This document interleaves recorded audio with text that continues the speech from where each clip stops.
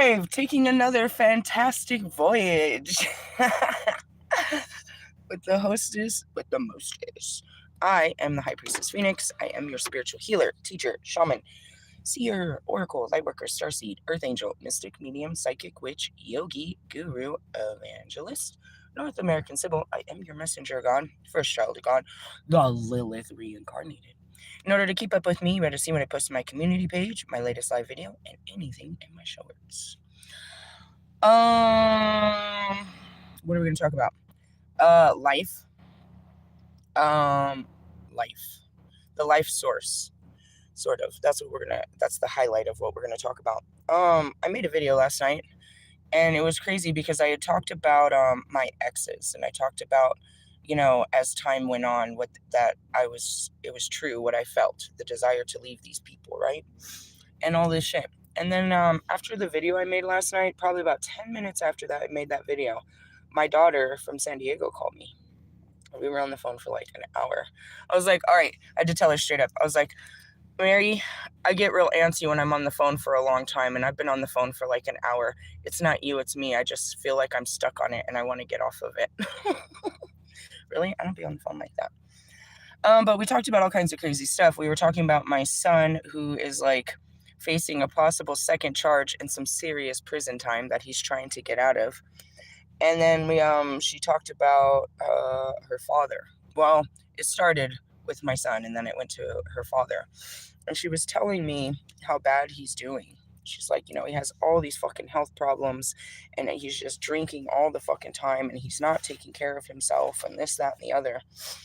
And I had to like have, this talk with her, and I'm like, look, he's like waiting to die. Like, it's getting harder for him to make it through his days. He has no reason to live. He doesn't have any reason to keep on keeping on. He just has to drag his body through each and every day, It's like you have to wrap your mind around this.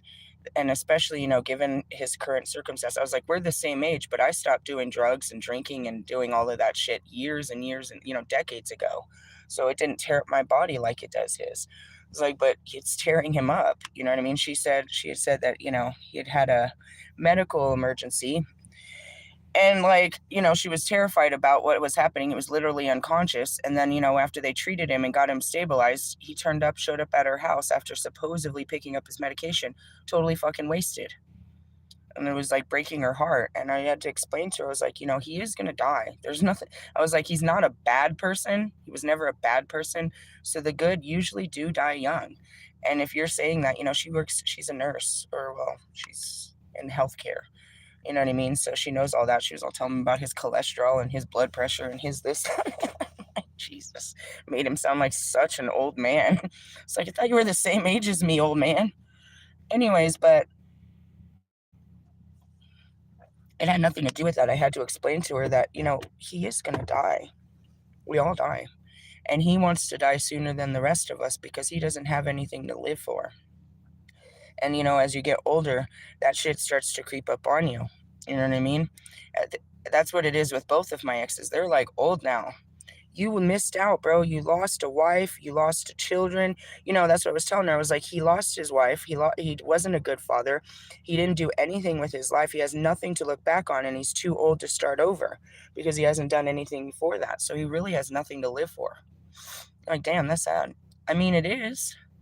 I was like, we're not the same people. I have so much to live for. And that's what gives me life force. I want things out of this life. I want to do so much. And, well, God has given me the desire to live. But most people don't. They have no reason to keep on keeping on. He has no future goals. He has no future plans. All he has is the past. He wakes up with the past. He goes to sleep with the past. He has to deal with the past, and he don't want to deal with it. So he's one of those people that stays drunk all the time so that he doesn't have to deal with the regrets of the past. Rather than changing the narrative, he's just gonna drown in his, you know what I mean, and his regrets. And I tried to explain that to her. Tried to break it down a little bit too. It's like, show some compassion. Don't be an enabler, but at the same time, if he don't want to live, he has no desire to live, don't push him. And then we talked about my son too. She had done what I did. I was like, Mary, I went through that myself. She's like, I remember. I was like, I did everything to create him a new life. You can give them a new life, but they're still them. My son, dude, he's in fucking prison for the stupidest shit. He got off of parole and he started drinking again. And so he decided he wanted to do a beer run. And the police showed up and he pulled out a knife on them. So he's facing these crazy charges. And he already had a strike. So they're talking about something crazy like fucking 10 years and shit. I'm like, Jesus Christ. And I told my daughter, I was like, well, at least he was, in his immaturity. He wasn't out there fucking girls, and he's not going to go to prison and leave no babies behind and shit like that. But yeah, he's going to do time. They're trying to look at his mental status as a reason to reduce the time. She's like, we were talking about it. It's like, Mom, he needs to be in a home. I was like, I know. He needs assisted living. I tried to do it, and he did the same thing with me. And she was really hurt about it, but she's like, she worked so hard to help him get on his feet after he got out of the programs. And that's what you do. And they'll fucking do it when they're monitored. But the second you give them an inch, dude, they're going to fuck this all up. Realistically, yeah. And it's sad to say, dude, it's like, damn, he is literally, you know what I mean? A product of his environment.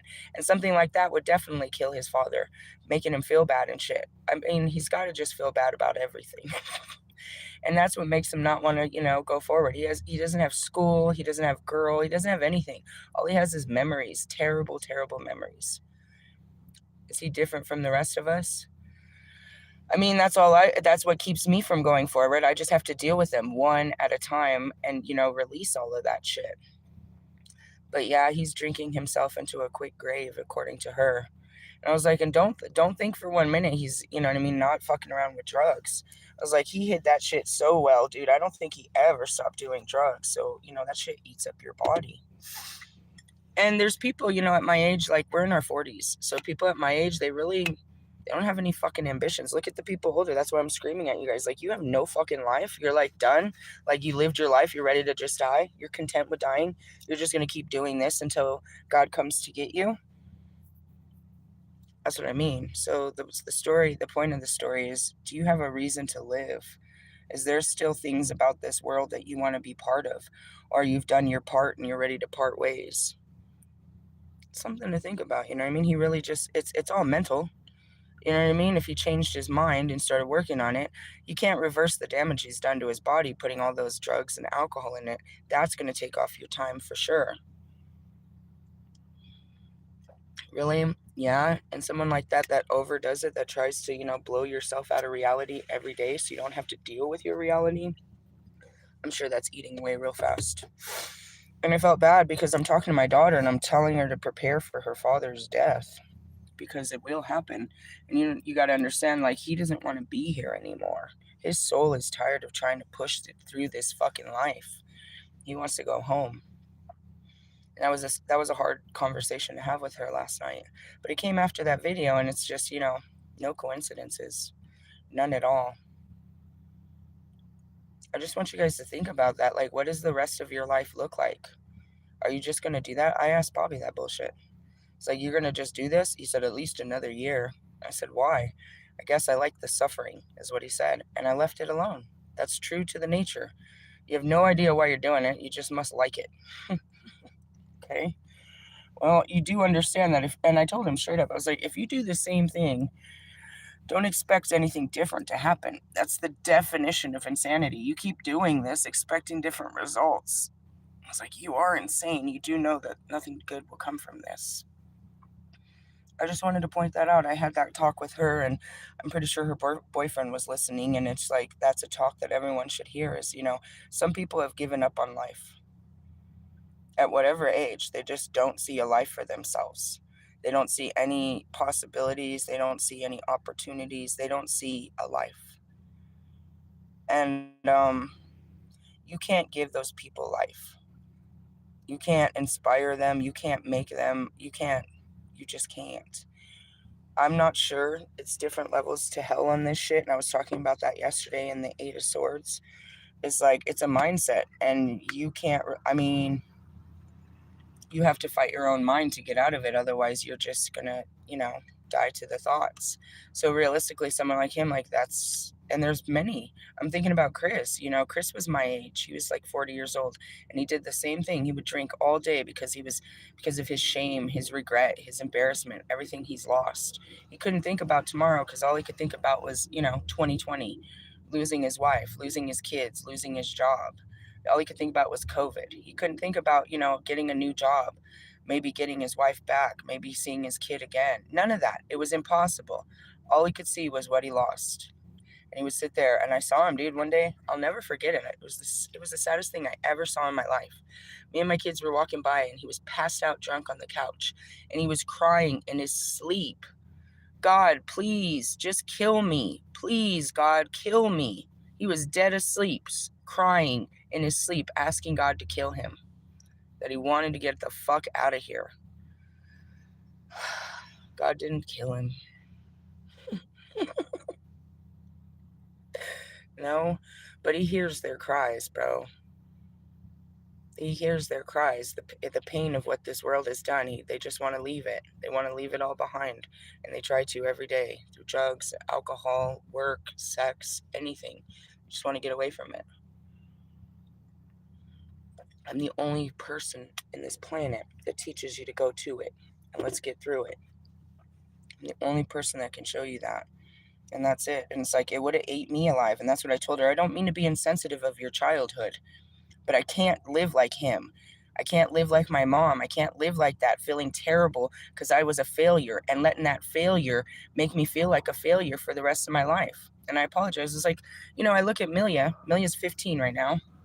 I was like, me and your dad were running around thinking we were grown at that age. Everybody outside of us knew that we were stupid as fuck, but we thought we had it together. He knew how to make money, so we were going to buy a house and a car, and we're going to be married and have a family. I was like, can you imagine? Can you imagine? I was like, if Millie doesn't even have sex, but can you imagine? My mindset was, I'm going to be someone's wife, and I'm going to have a baby. And this is what we thought we could do. We were not capable of doing that at all. That was never going to be real. And I'm sorry you got fucked up along the way, that I didn't know how to, do that on my own outside of Mexico, provide a house and do all of that shit. But I was like, I have those same fucking regrets. As my son sits wasting in fucking jail, I regret not getting him out of those streets sooner. But I can also look back that I tried. I tried my best to, make sure that they didn't live the way that he was living. And that's why I got away from it. I didn't mean to get away from you. I meant to get away from that. And we talked about it, and that's what I said is, our relationship is very complex. And that's what I told her last night specifically. I was like, I don't try to be your mother. I failed in that department. I'm here as your mother, but I don't try. I was like, I don't know if you understand what that means. And I was like, let me explain. My dad has never been a dad. And when I go over to see him, this motherfucker want to act like he's somebody's dad and tell me how to live my life. And he don't know shit about me. And he wants to judge me and tell me like he knows. Who the fuck are you? Who the fuck are you, dude? I was like, that's what I mean when I tell you this. It's like, I have no right to tell you anything about how to live your life. So I don't try to mother you in that sense, but I'm here and I'm available. And that's what I had told her. You see, like, I can't be the mother. I'm not even going to try to put that back on because I fucked that up. But I could be something else. I could be something else if you let me, but I can't be that. As long as you look at me as your mother, you're going to look at me as a failure. And as long as I sit here trying to be your mother, I'm going to feel like a fucking failure. I'm not trying to be your friend either. Realistically, not that either. And so I had that conversation with my daughter. And these are real adult conversations that I have with people, and I bring them back here because while I'm having these and my heart is speaking and the spirit is speaking and doing all this, I see so much that it should have been witnessed. It's like, wow, that was really good shit. It was really good shit that came out of me. Somebody else should have heard that shit. And that's why I bring it to you. There's a bunch of them. It's just like, I could easily say the same thing about Marshall or Lewis. Well, not Lewis, but like Russ or any of the rest of them. It's like, you don't have anything to live for. Like, you have no intentions for the future. You're just, continuing to do what you do today for as long as you live. You're content with today, dying today. What you do today is fine if you do this for the rest of your life. You are content dying in this current circumstance.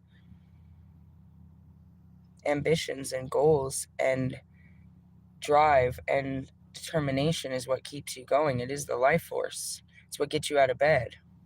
It's what, you know what I mean, pushes you through the day, is because, you know what I mean, I guess the dangling of the meat on the other side, you're going towards something. We're all going towards something. Those that aren't going anywhere is because they've stopped. There's nothing to go towards. They have no push forward. I'm grateful, even as a Sagittarius, even if I'm chasing fucking farts in the wind, I'm at least on an adventure of life, and that gives me life. It gives me the spirit to keep on going, even if I'm going after something that's not even real.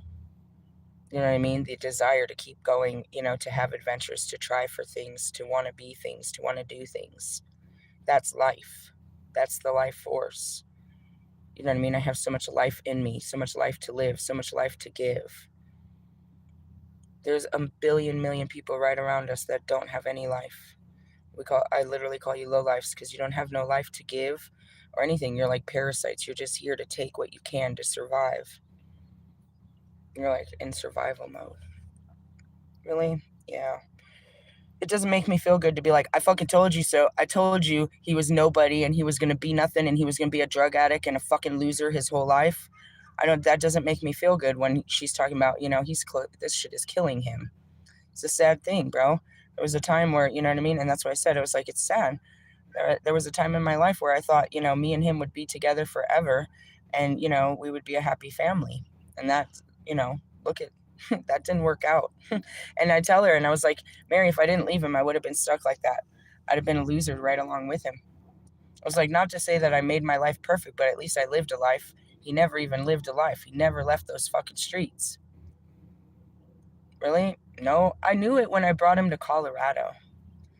Really? We came to Colorado. I brought him and my kids to Colorado. And the unbelievable amount of uncomfortability that was coming off of him. He couldn't feel comfortable outside of Dago. There's people, they say it, bro, and it was the same thing. I've seen it with a lot of people. It's like you could take the person out of the hood, but you can't take the hood out of the person.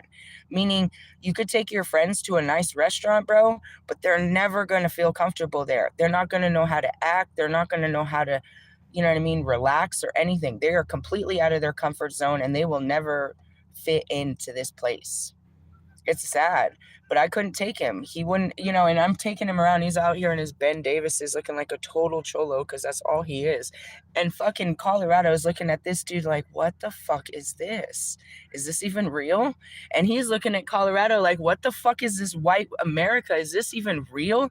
What the fuck is this? This is where you came from? So I was when I got to Oklahoma, looking at my other baby daddy like, this is where you fucking came from?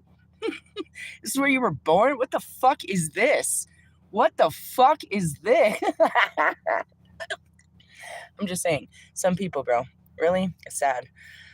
It's sad. It was a sad conversation to have with her, but it is a real conversation to be had with some people. It's like, you know, you're going to come and tell me about this person that's you know, that just has no desire to live. And I'm going to have this conversation with you, and you're going to have to realize that they gave up on life a long time ago. And it is not your job to inspire them to live. They're choosing not to every day, letting life pass them by. You can't give them a life. In essence, I would say God took their life away. Because or they're just numb to it. God isn't not talking to people all day, every single person. The Holy Spirit is not, you know what I mean, there the whole time, trying to get you out of your funk and trying to get you in a good way. I guess people just, you know what I mean, don't want to hear it. I don't think you're deaf to it. I think you turn it off. And that's an example. So, like, you know, I was talking about B last night. She had what happens. That's what happens when the tower happens, bro. All of a sudden, you see something different. And you're like, hold on. And it makes you look back and you missed it. It was just one time. You saw one glitch in the matrix, but now you're seeing all the times you missed it up until this point, which is all the fucking red flags. It's like, I missed this shit. I missed it. How could I miss that, dude? How could I be so stupid? Why wasn't I paying attention? You chose not to.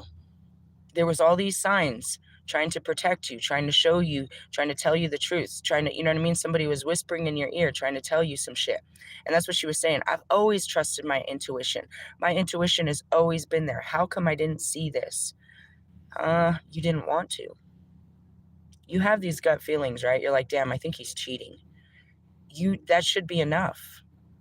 Even the very paranoia, where did it come from? You never thought this before. That came from a real place. He's doing something that's setting off your internal system that's, something's wrong. But you'll be like, no, I'm just being paranoid. Or no, I'm being crazy. That's not true. He would never cheat on me. You don't want to believe that. You don't even want to investigate where it came from because you don't want to be right. But you were always right. You knew it since the beginning. You just didn't want to know. And that's what I mean, going back to the Holy Spirit. It's like, you can't tell me that God and his angels aren't trying to get him off, his pity party and stop feeling sorry for himself. You know what I mean? Stop fucking, you know what I mean? To give him life. Unless God has. You've done enough, dude. I'm taking away all your inspiration. You're just going to sit here and fucking deal with your fucking feelings for the rest of your life. And that's really true, bro. Like, he sets us down. That's that Four of Swords. You're going to sit there and you're going to deal with yourself. And as long as it takes for you to see the wrong in what you've done. And then you got to make it right. Instead, he just sees the wrong. He's like, I fucked up and I fucked up and I fucked up. Okay, are you going to get up and do anything about your fuck-ups, or you're just going to be a fuck-up? Oh, yeah, okay. That's what that is. And I'm like, really? Yeah. I just want to help some of you that are in that place mentally where you just really don't even have a reason to live. We can't give you a reason. You have to find that deep inside of yourself. And that's going back to your inner child. Your inner child wanted to do things before you became so fucking sad about your life. Your inner child had dreams, had goals, had ambitions, had, you know what I mean? An imagination. It wanted to do all great things until you got out here and tried to be an adult and failed at that. And now your inner child, you're just like walking around like, I can't be it. I can't do it. This is all my fault. And I don't know how I'm going to get out of it. Blah, blah, blah, blah, blah, blah, blah. All right, take accountability that, yeah, you fucked this up. And then get up and brush yourself off and go fuck up some more shit. If you're here just to fuck up shit, then go fuck up some more shit. But don't just be a fuck up and give up. Really? Yeah. And that's all it is. He's mentally given up. He's given up on life. And he probably did a long time ago. What does he have to live for? And that's where us, we could sit here together collectively being positive and try to give him inspiration. Well, he doesn't have good health. You got good kids, you got this. You start digging for shit. But that's shit that's outside of you. He needs to find the good shit inside of him. Really? Yeah. And right now, like I said, when I woke up, I just hated myself. I was disgusted by myself. I hated myself. It's a part of it. Self-loathing is a real part of the healing journey, because you really become aware of yourself. Like, I'm a piece of shit. That's what Bobby said to me. Really? First time we had that little affair. I swear to you. He gets out of my bed. He puts his clothes on. He looks at me. He's like, I'm a fucking piece of shit. I was like, really? That's what came out of his mouth. The things that come out of our mouths, I swear. That's what he said. That's what he felt like after he left my bed. I'm a piece of shit. It's like, yeah, I guess you are. Is that how you're feeling right now? You instantly regretted that, didn't you? So did I. I'm sorry. It's a funny story. I've lived through such terrible things. Keep going. Keep on keeping on. Yeah, that's all I can say. That's all I got to say about that. I'm sorry for those that have given up on life. And some of you might find the will to fight when it's too late. You know what I mean? It's like, damn, don't give up on yourself. Don't give up on God. Don't give up on the adventure. And, again, nobody was going to knock on his door and just give him a new life. He had to go out there and try some new things. You know what I mean? Stuff like that. Realistically, like, how about rehab, dickhead? Like, let's stop drinking. Have you ever considered to stop the biggest problem in your life? No, I'm not going to stop drinking. Well, I guess you're not going to have a life, stupid. Really? Yep. I think about it, I was like, geez, we're 43. If I would have kept drinking, dude, I think about, drinking in the Tijuana clubs. Man, you still drinking, dickhead? Like, ew, ew. Too old for that. Then I see Russ. Every time Russ celebrates with his mom, who's like 20 years older than me, she's always somewhere in a bikini and a drink. I'm like, ew, grow up. How drunk does she get, dude? You get your mom drunk out there? That's weird, bro. That's weird. Have you guys always been drinking together? This is weird. Reminds me of my childhood. Russ don't be drinking. He gets around his family. There's some serious drinkers, bro. They get toasted up with his girlfriend. They get her all toasted. And then they're like, I don't know, maybe they get him drunk and do internet shopping or something. Oh, God. Maybe that's where his physique comes from. Maybe he's a secret drinker. Good morning, Russell Sprout. All right, I'm gonna go with that. You guys, good luck with that. Try to find, especially under the full moon and stuff, try to find a reason to live. What do you want to do with your life before you die? Are there things that you wanted to see and feel and experience? You don't know when you're going to die, so you might as well get on with that.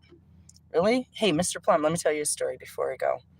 Mr. Plum was diagnosed with like some serious cancer. They told him he had like 6 months to live. So, he was already retired by this time, I think, or something. Maybe he wasn't. I don't remember.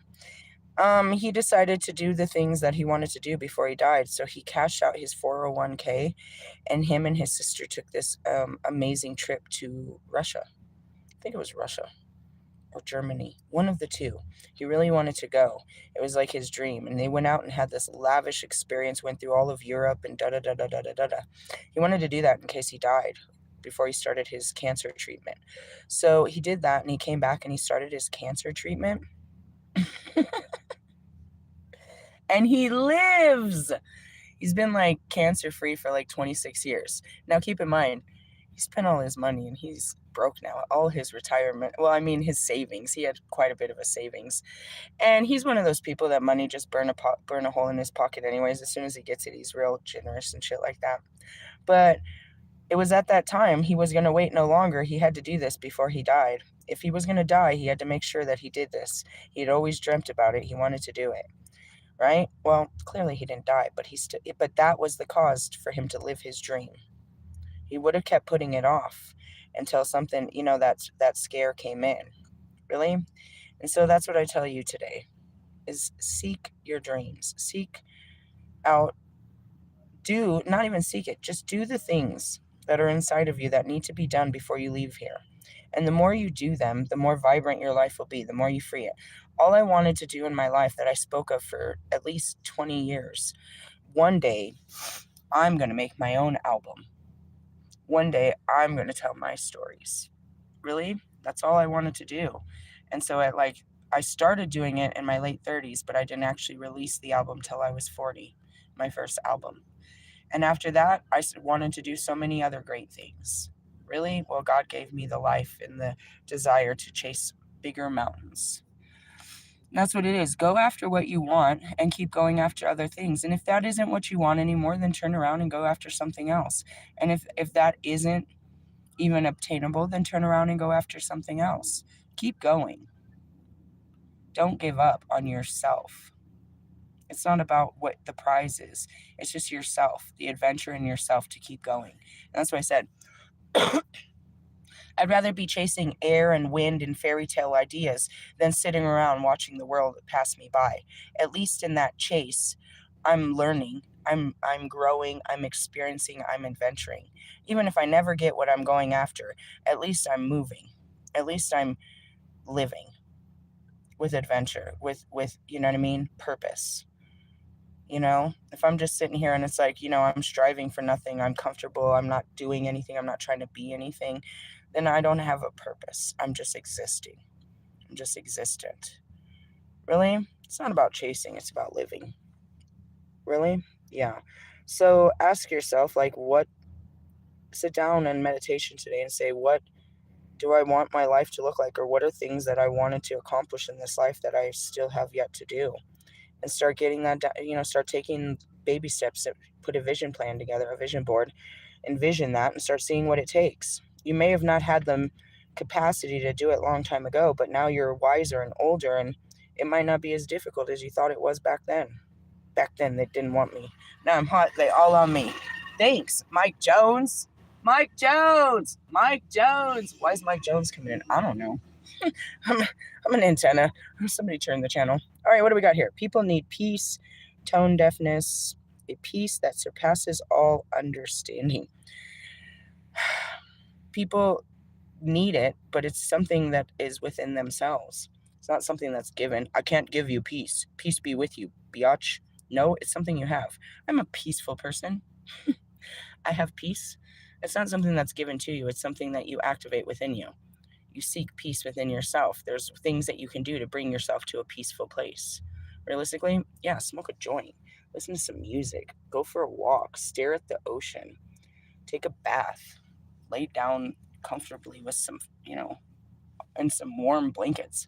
Stuff like that. There's things that bring peace. Now, you can't take your blanket everywhere with you, but you learn how to take that peaceful feeling with you everywhere. Really? I'm just going to strap my bed on and go outside today so I can have a peaceful day in bed. Really? Yeah. Peace be with you. And people need it. They're searching for it. Why? They don't want to worry. They don't want to stress. They don't want to have anxiety. They don't want, they want to be chill. People are looking for a way to chill. It's not outside of you. It's inside. You have to learn to chill no matter what's going on outside. Just be chill about it. Not go to a chill place. The chill place is inside. Chill. Stay in your place and chill. And that's what it's supposed to be, is be able to be, you know what I mean? Here comes Buddha again. Be still in the chaos. Really? Mm-hmm. Hey, good luck with that. I'm going to take a break and we'll catch you with some bullshit. I don't know. I said I was going to bring up that crazy Santa Muerta fucking scary shit last night, but we didn't. We talked about all kinds of other shit. We got to bring up some witchcraft under the full moon. Witches be doing weird shit under full moons. I got to bring out some bullshit. Bring them out. Bring them out. I'm going to go see if we can ghost hunt. We're going ghost hunting. Want to help me go find a demon in the dark? What are you going to do when you find it? I'm going to cast it out in the name of Christ. Just kidding. I'm going to invite it in. Really? Oh, yeah. I don't cast them out and invite them in. Really? Yeah, I can control this thing. And then I start gnawing at you. You're like, oh my God. Just kidding, guys. You watch too many movies. Why does that happen to priests? Because the priests have no power. They have no authority. They're using the power and authority of Jesus over them. I don't need to. I know who I am. I have power and authority, and I don't need to fucking bully the fucking demons. Come with me if you want to live. Oh my God, it's her. Yeah, it's me. Come on, let's go. Leave that person alone. Go fucking around. Really? Yeah. We're going demon slaying tonight. I'm not slay the demons, bro. I'm just building an army with them. I don't do anything bad to the demons. They don't do anything. I was going to say they don't do anything bad to you. They don't do what God doesn't. They're not getting away with anything that God didn't say they could do. Realistically, yeah. Just saying. Do you know how to do an exorcism? I had this vision. I have this download where the twin flames are too afraid to go. They won't go in the house with me. Two in particular. And the third one, I'm like, you gotta stay out here, bro. Your scary fucking vibes are gonna fucking get us fucked up in there. You don't got no faith. Really? Are you scared of the unseen? I was trying to, give that initiate Wolfman into seeing the shit I see, but he's not ready to see no shit. He don't want to see nothing. He don't want to see the truth, the whole truth, and nothing. He can't. He won't even look at the truth in himself, let alone the truth in the universe. He's full of lies. What do they say? The devil is a liar. You devils, you're full of shit. Realistically, yeah. Hey, I'll catch up with you guys later. Laters, haters. Live life.